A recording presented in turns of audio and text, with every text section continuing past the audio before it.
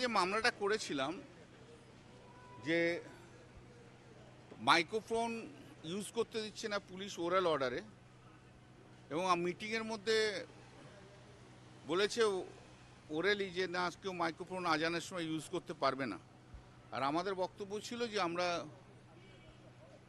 Sound decibel যা আছে, আইন আছে, সেই অনুযায়ী আমরা এটা করতে পারি।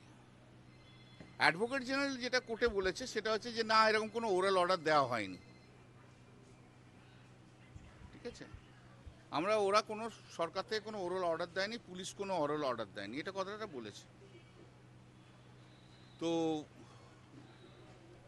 এবং কোর্ট বলেছে যে এই যে যা কিছু আছে ওরাল, তার তো কোনো প্রমাণ নেই, ওরালের তো কোনো প্রমাণ হতে পারে না। তাই জন্য আমাদের পিটিশনকে ডিসমিস করেছে যে ওরাল আছে বলে, সবই ওরাল, সেখানে ডিসমিস করেছে। তা আমি বলছি যে এরপর থেকে কোনো মসজিদে কোনো মাইক খুলবেন না, পুলিশ ওরাল অর্ডার দিলে কেউ খুলবেন না। আর পুলিশ এসে মসজিদে ঢুকে বললে আপনারা কমপ্লেন লজ করুন, সেই পুলিশ অফিসারের নাম লিখে রাখুন। এই সরকার এমন একটা করছে, শুভেন্দু অধিকারী মুখে বলে দিচ্ছে, কোনো পাবলিক নোটিশ দেয় না, আর পুলিশকে দিয়ে ইমপ্লিমেন্ট করে। সেই জন্য ওরাও এসে কোর্টে বলছে না আমরা কোনো অর্ডার দিইনি, কোনো পুলিশ যায়নি, এটা ওদের বক্তব্য।